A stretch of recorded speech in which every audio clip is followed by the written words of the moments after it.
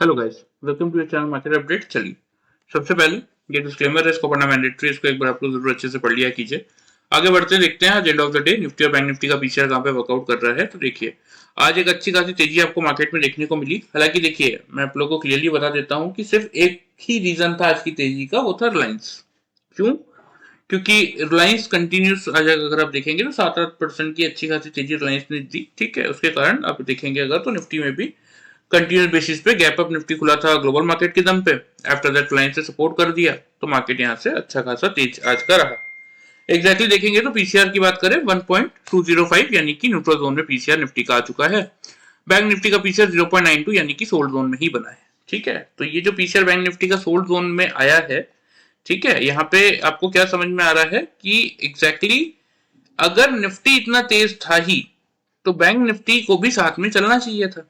लेकिन bank Nifty को अगर आप देखेंगे तो बैंक निफ्टी में आपको कोई खास मोमेंटम देखने को नहीं मिलेगा। अगर मैं आपको बैंक निफ्टी को दिखाऊं अच्छे से, तो देखिए बैंक निफ्टी आपका, एक मिनट में आपको दिखा देता हूं, यहाँ पे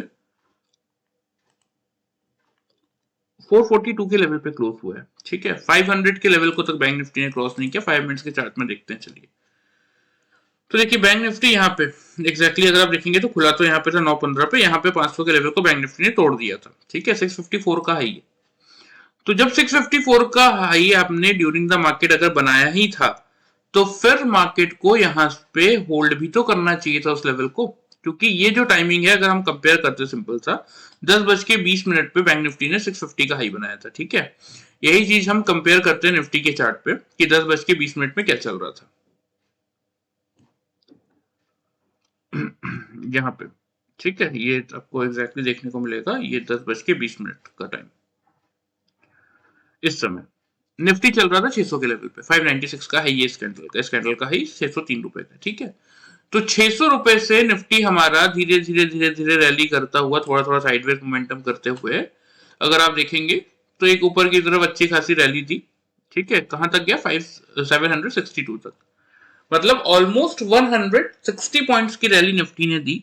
लेकिन बैंक निफ्टी उस कंपैरिजन में क्या किया बैंक निफ्टी ने, जहां पे वो 650 पे था, बढ़ना तो बहुत दूर की बात है, क्लोजिंग कहां पे की? 442 पे, मतलब 200 पॉइंट्स, 210 पॉइंट्स डाउन। ठीक है, तो यहाँ पे क्लियरली क्या समझ में आ रही है जो चीजें, वो मैं आपको थोड़ा सा शेयर कर देता हूं। ठीक है, यहाँ पे क्या समझ में आ रहा है कि निफ्टी को कौन सपोर्ट किया? सिर्फ लाइन सपोर्ट किया, जिसके कारण निफ्टी चला।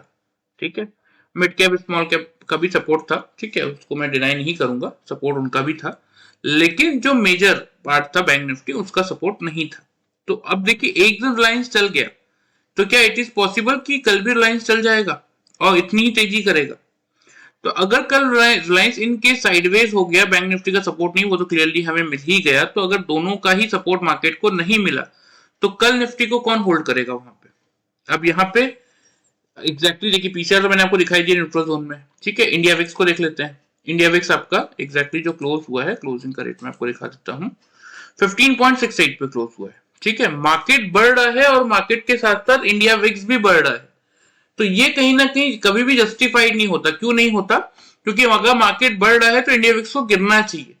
ये क्या होते हैं? ये एक दूसरे से इनवर्स कोरिलेटेड होते हैं। ठीक है, मार्केट बढ़ता है इंडिया विक्स गिरता है, इंडिया विक्स बढ़ता है मार्केट गिरता है। तो आज मार्केट के साथ साथ 13% की जो ये बढ़त आपको इंडिया विक्स में दिख रही है, वो कहीं ना कहीं यही इंडिकेट कर रही है कि मार्केट में जो आज ये तेजी थी वो एक फेक तेजी थी और यहां से मार्केट कल बिल्कुल आप लोगों को एक डिप दिखा सकता है। ठीक है, इंडिया विक्स तो यहाँ पे यही शो कर रहा है। चलिए आगे आ जाते हैं, एफआई और डीएच का डेटा भी देख लेते हैं।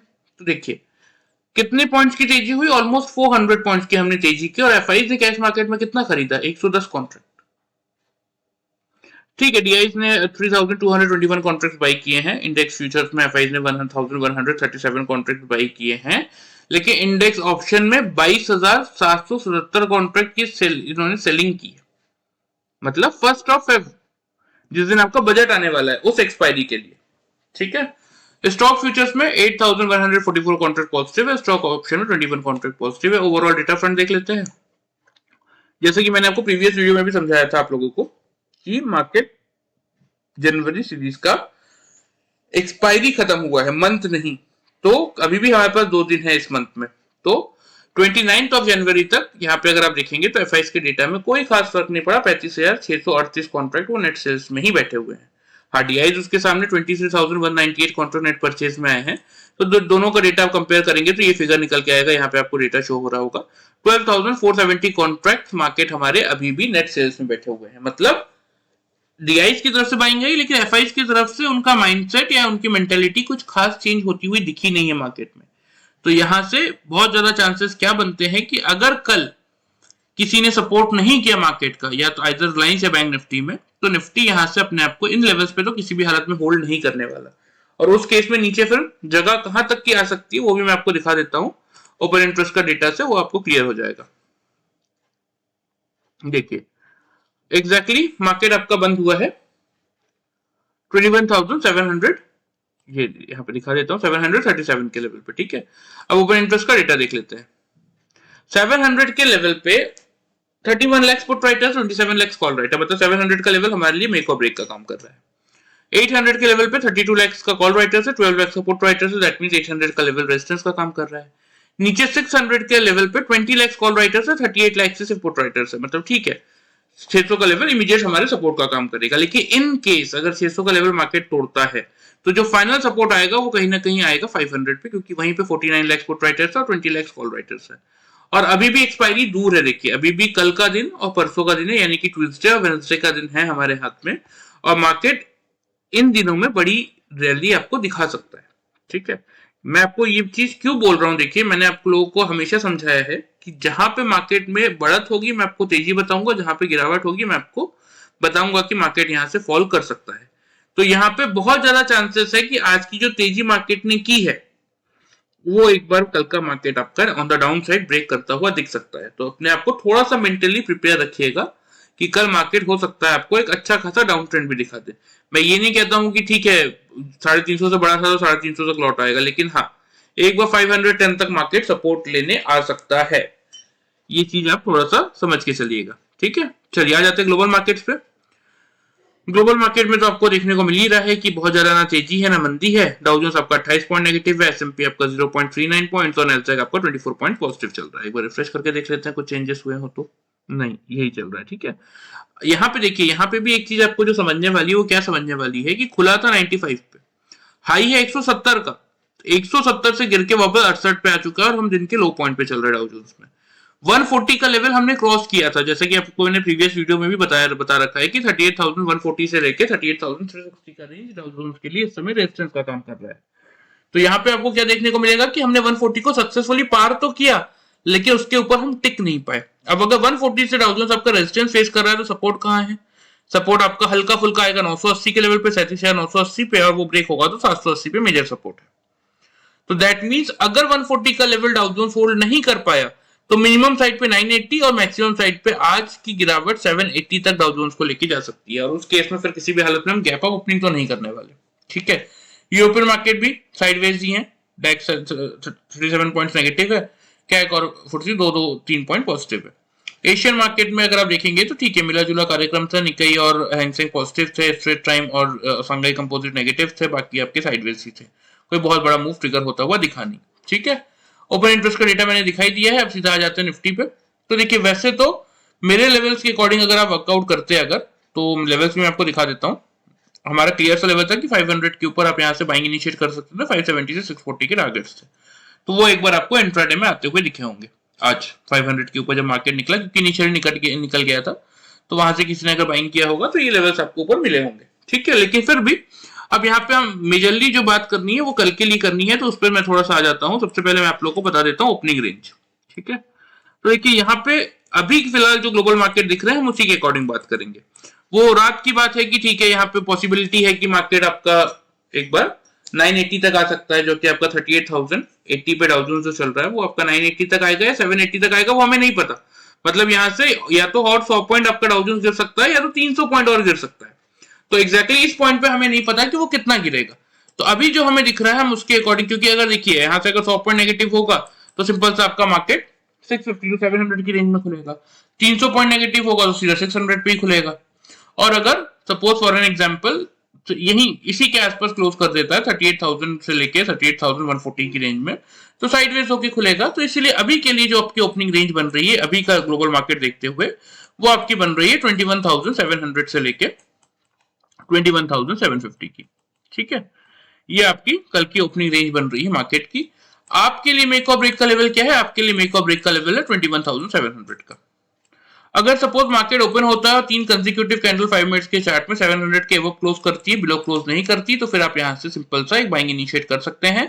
टारगेट्स की बात करें तो टारगेट जैसा कि मैंने आप लोगों को बताया कि 800 के लेवल पे हल्का फुल्का रेजिस्टेंस तो मार्केट लेगा ही लेगा, तो इसीलिए पहला टारगेट आप रखेंगे 770 का।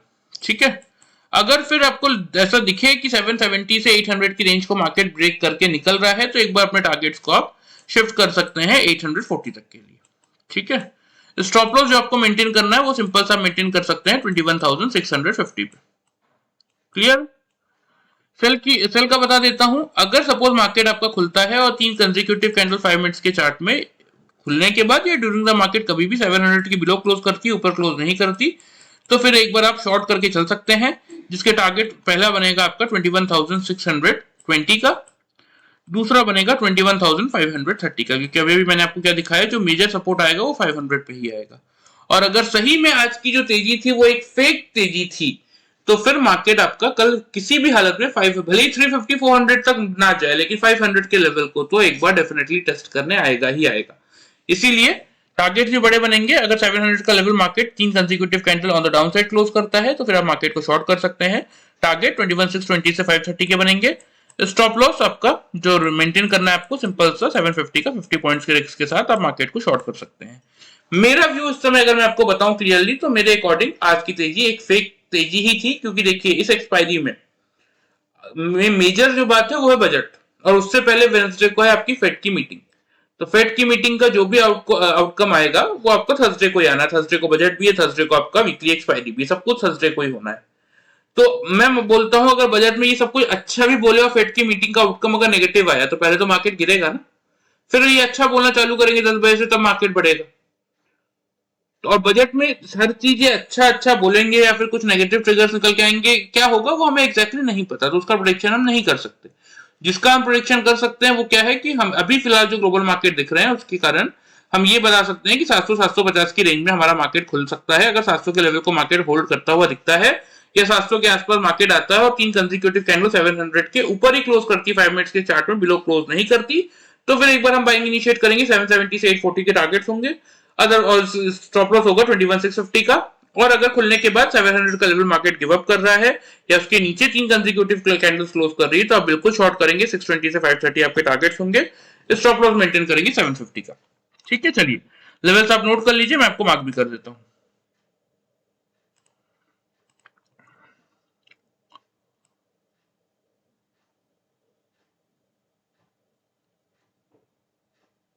ये आपका 770 का पहला टारगेट और ये आपका 840 का सेकंड टारगेट आप मेंटेन करेंगे कल के लिए। ठीक है, 700 के अबव आपको बाइंग करनी है।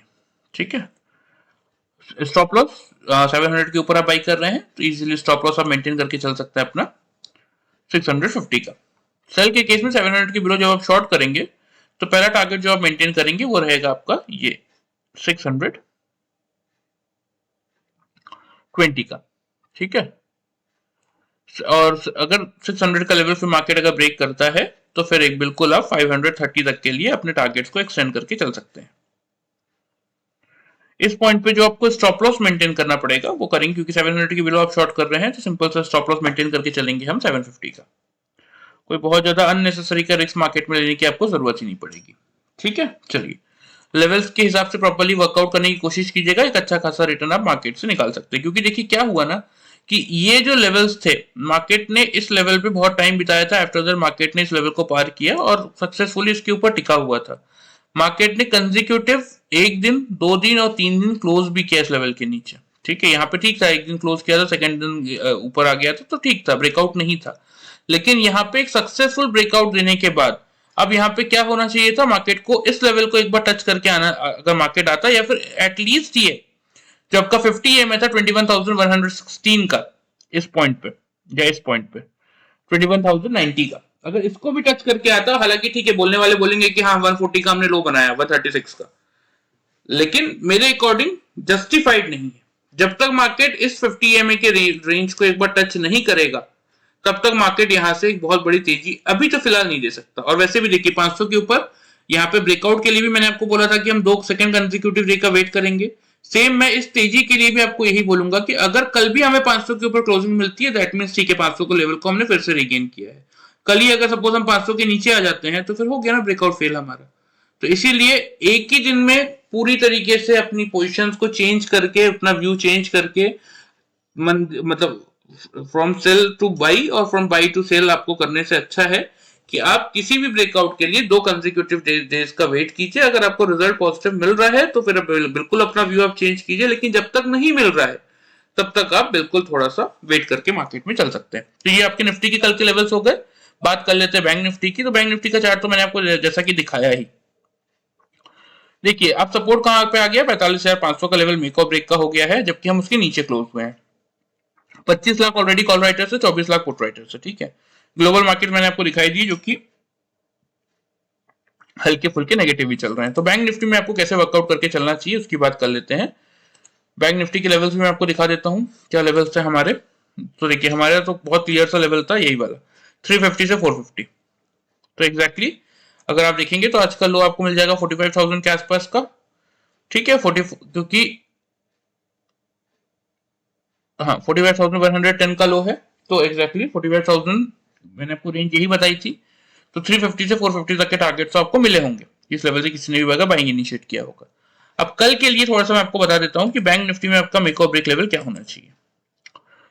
तो सिंपल सा बैंक निफ्टी में आप जो लेवल लेके चलेंगे वो रहेगा आपका 45,500 का ही, जो कि आपको ओपन इंटरेस्ट का डेटा भी बता रहा है, ठीक है। क्योंकि दोनों ही तरफ आपको बड़ा मोमेंटम ट्रिगर होते हुए दिख सकता है। अगर इसके ऊपर 3 कंसेक्यूटिव कैंडल क्लोज करती 5 मिनट्स के चार्ट में, नीचे नहीं करती, दैट मींस कहीं ना कहीं बैंक निफ्टी अब खड़ा हो रहा है निफ्टी को सपोर्ट करने के लिए। तो उस केस में फिर आपको ऊपर की तरफ बड़े और एग्रेसिव टारगेट भी देखने को मिल सकते हैं, जो कि आपके बनेंगे 45,700 से लेके 900 तक के, ठीक है।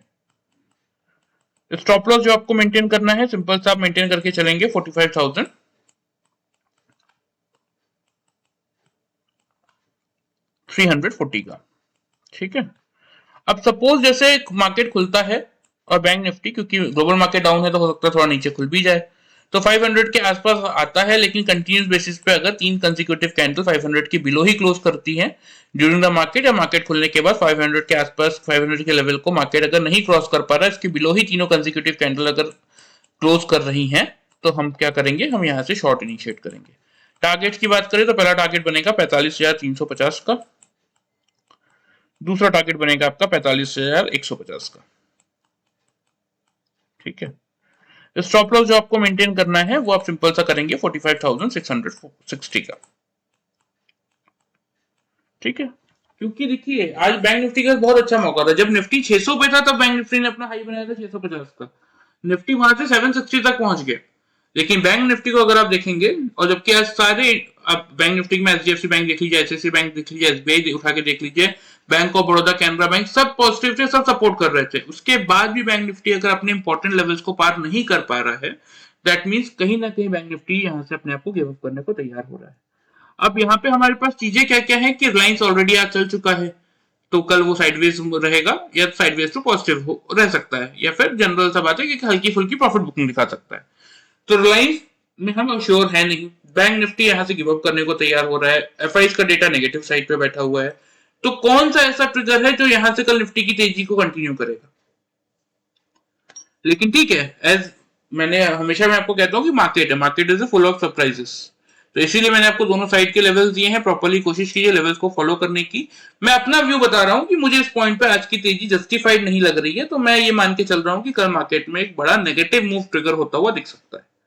बाकी जो व्यू है वो आप अपने अकॉर्डिंग बना सकते हैं, लेवल्स के अकॉर्डिंग बना सकते हैं, ठीक है। चलिए बैंक निफ्टी का लेवल भी आप नोट कर लीजिए, मैं आपको मार्क कर देता हूं। ये आपका बनेगा सीधा सीधा 700,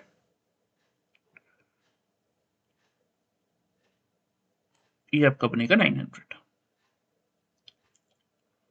ठीक है। स्टॉप लॉस जैसे कि आपको मैंने बता ही दिया है 340 के आसपास का स्टॉप लॉस मेंटेन करेंगे। सेल जब करेंगे तब टारगेट बनेगा आपका पहला ये वाला 350 का।